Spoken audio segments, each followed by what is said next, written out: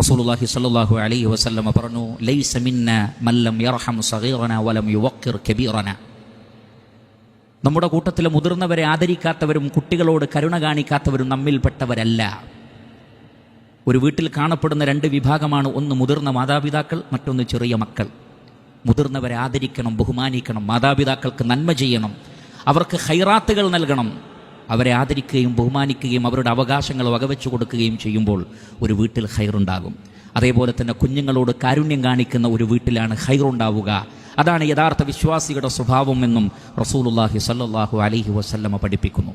അതിനു പുറമെ നമ്മുടെ വീട്ടിൽ നന്മയും ശാന്തിയും ഉണ്ടാകാൻ പിശാചിനെ നമ്മുടെ വീട്ടിൽ നിന്ന് നമ്മൾ ആട്ടിയോടിക്കേണ്ടതുണ്ട്. റസൂലുള്ളാഹി സ്വല്ലല്ലാഹു അലൈഹി വസല്ലമ പറഞ്ഞു, ഇദാ ദഖല അർറജുലു ബൈതഹു വദകറ ഇസ്മല്ലാഹി ഇൻദ ദുഖൂലിഹി വഇൻദ തആമി യഖൂലു അശ്ശൈത്താനു ലാ മബീത ലക്കും വലൽ അശാ.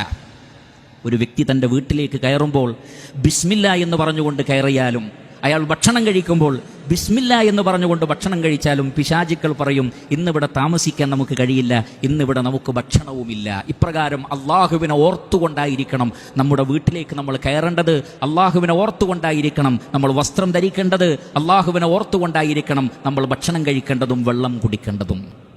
വീണ്ടും പ്രവാചകൻ സല്ലല്ലാഹു അലൈഹി വസല്ലം പറഞ്ഞു, ഇഖ്റഉ സൂറത്തൽ ബഖറ ഫീ ബുയൂതികും ഫഇന്ന അശ്ശൈത്താന ലാ യദ്ഖുലു ബൈതൻ അല്ലദീ യുഖ്റഉ ഫീഹി സൂറത്തുൽ ബഖറ.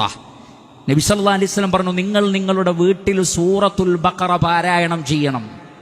അവിടെ പ്രത്യേകം റസൂൽ എടുത്തു പറഞ്ഞു, ശ്രദ്ധിക്കുക, ഖുർആൻ പാരായണം നമ്മളൊക്കെ നിർവഹിക്കുന്നതാണ്, പക്ഷെ പ്രവാചകൻ പറഞ്ഞു നിങ്ങളുടെ വീട്ടിൽ വെച്ചോദണം, അത് ശ്രദ്ധിക്കേണ്ടതാണ്. രണ്ട്, സൂറത്തുൽ ബഖറ ഓതാൻ ശ്രദ്ധിക്കണം. എന്താണത്? സൂറത്തുൽ ബഖറ പാരായണം ചെയ്യുന്ന വീട്ടിൽ പിശാച് നിൽക്കുകയില്ല, പിശാച് ഓടിയകലും. ശൈത്താനെ അകറ്റാൻ നിങ്ങൾ വീടുകളിൽ വെച്ച് സൂറത്തുൽ ബഖറ പാരായണം ചെയ്യണമെന്ന് റസൂലുള്ളാഹി സ്വല്ലല്ലാഹു അലൈഹി വസല്ലമ പഠിപ്പിച്ചിരിക്കുന്നു. വീണ്ടും പ്രവാചകൻ പറഞ്ഞു, നിങ്ങൾ നിങ്ങളുടെ വീട്ടിൽ വെച്ച് നമസ്കരിക്കണം. ഇജ്അലൂ ഫീ ബുയൂതികും മിൻ സ്വലാത്തികും. നിങ്ങളുടെ നമസ്കാരം അധികവും നിങ്ങൾ വീട്ടിൽ വെച്ച് നിർവഹിക്കണം എന്ന് മാത്രമല്ല, പ്രവാചകൻ ഇത്ര കൂടി പറഞ്ഞു, ഫഇന്ന അഫ്ളലസ് സ്വലാത്തി സ്വലാത്തുൽ മർഇ ഫീ ബൈതിഹി ഇല്ലൽ മക്തൂബ. നമസ്കാരങ്ങളിൽ വെച്ച് ഏറ്റവും ശ്രേഷ്ഠമായ നമസ്കാരം ഒരു വ്യക്തി വീട്ടിൽ വെച്ച് നിർവഹിക്കുന്ന നമസ്കാരമാണ്, 5 വക്ത് നിർബന്ധ നമസ്കാരം ഒഴികെ.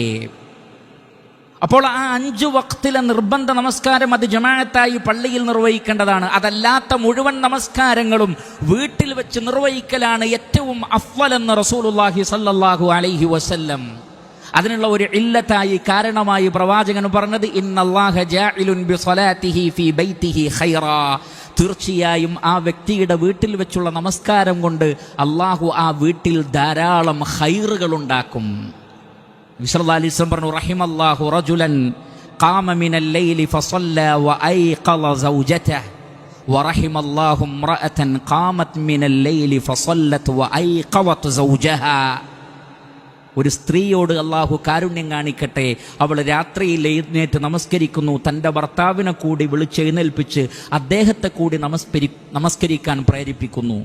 അതേപോലെ തന്നെ ഒരു പുരുഷനോട് അള്ളാഹു കാരുണ്യം കാണിക്കട്ടെ, ആ വ്യക്തി രാത്രിയിൽ എഴുന്നേറ്റ് നമസ്കരിക്കുന്നു, തൻ്റെ ഭാര്യയെ കൂടി വിളിച്ച് അതിൽ പങ്കാളിയാക്കുകയും ചെയ്യുന്നു. അവർക്ക് അള്ളാഹു സുബ്ഹാനഹു വ തആലയുടെ റഹ്മത്തുണ്ടാകുമെന്ന് റസൂലുള്ളാഹി സ്വല്ലല്ലാഹു അലൈഹി വസല്ലമ പഠിപ്പിച്ചിരിക്കുന്നു. അതിനു പുറമെ ഒരു വീട്ടിലേക്ക് പ്രവേശിക്കുമ്പോഴുള്ള മര്യാദകൾ പാലിക്കണം. കാരണം ഒരു വീട് എന്ന് പറഞ്ഞാൽ ഒരാളുടെ ഏറ്റവും സുരക്ഷിതമായ സ്ഥലമാണ്.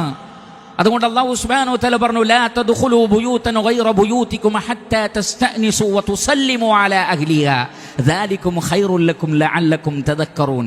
നിങ്ങൾ യാതൊരു വീട്ടിലേക്കും സലാം പറയാതെയും അനുവാദം ചോദിക്കാതെയും കയറാൻ പാടില്ല. അനുവാദം ചോദിച്ചുകൊണ്ടേ മറ്റു വീട്ടിലേക്ക് കയറാൻ പാടുള്ളൂ.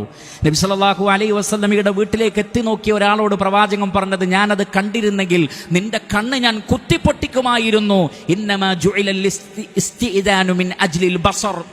അനുവാദം ചോദിക്കാനുള്ള നിയമം തന്നെ വെച്ചത് കണ്ണിനെ ഭയന്നിട്ടാണ്. ആ വീടിൻ്റെ സുരക്ഷിതത്വത്തിൽ ഒരു നോട്ടം കൊണ്ടുപോലും ഒരു വീടിൻ്റെ സുരക്ഷിതത്വത്തെ ഇല്ലാതെയാക്കാൻ പാടില്ല. കാരണം അള്ളാഹുവിൻ്റെ ഭൂമി, അള്ളാഹു നൽകിയ വീട്, അവിടെ സമാധാനത്തോടുകൂടി കൂടാൻ അള്ളാഹു സംവിധാനിച്ചതാണ്. അതിനെതിരിൽ ആര് പ്രവർത്തിച്ചാലും അവർ അക്രമികളാണ് എന്ന് അല്ലാഹു സുബ്ഹാനഹു വ തആല പഠിപ്പിക്കുന്നു. അതേപോലെ തന്നെ നാം നമ്മുടെ വീട്ടിലേക്ക് കയറുമ്പോൾ പോലും അല്ലാഹു സുബ്ഹാനഹു വ തആല പറഞ്ഞു, നിങ്ങൾ സലാം പറയണം. തഹിയ്യത്തൻ മിൻ ഇൻദില്ലാഹി മുബാറകത്തൻ ത്വയ്യിബ. അനുഗ്രഹീതമായ ഏറ്റവും നല്ല സലാം, ആ സലാമോടുകൂടിയാണ് സ്വന്തം വീട്ടിലേക്ക് പ്രവേശിക്കേണ്ടത്. നബി സല്ലല്ലാഹു അലൈഹി വസല്ലം പറഞ്ഞു, ആ സലാം കൊണ്ട് അള്ളാഹു ആ വീട്ടിൽ ബറക്കത്തും റഹ്മത്തും ഉണ്ടാക്കും. കാരണം നാം പ്രാർത്ഥിക്കുന്നത് എന്താണ്? അസ്സലാമു അലൈക്കും വറഹ്മത്തുള്ളാഹി വബറകാതുഹു. അള്ളാഹുവിൽ നിന്നുള്ള സലാം, അള്ളാഹുവിൻ്റെ റഹ്മത്ത്, അള്ളാഹുവിൻ്റെ ബറക്കത്ത് ഇതൊരു വീട്ടുകാർക്ക് ലഭിച്ചാൽ പിന്നെ ആ വീട്ടുകാർ ഭാഗ്യവാന്മാരായിരിക്കും. അതുകൊണ്ട് പ്രാർത്ഥനകൾ വർദ്ധിപ്പിക്കുക, കുടുംബത്തിനു വേണ്ടി പ്രാർത്ഥിക്കുക. റബ്ബി ഗഫിർലി വലിവാലിദയ്യ വലിമൻ ദഖല ബൈതിയ മുഅ്മിനൻ വലിൽ മുഅ്മിനീന വൽ മുഅ്മിനാത്ത്.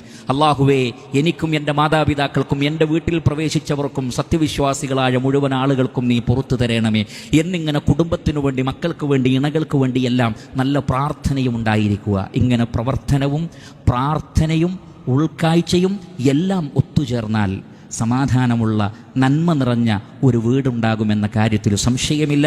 ആ കാര്യങ്ങളെല്ലാം ശ്രദ്ധിച്ചുകൊണ്ടായിരിക്കട്ടെ നമ്മുടെ ജീവിതം. അല്ലാഹു സുബ്ഹാനഹു വ തആല നമ്മെ ഏവരെയും അനുഗ്രഹിക്കുമാറാകട്ടെ.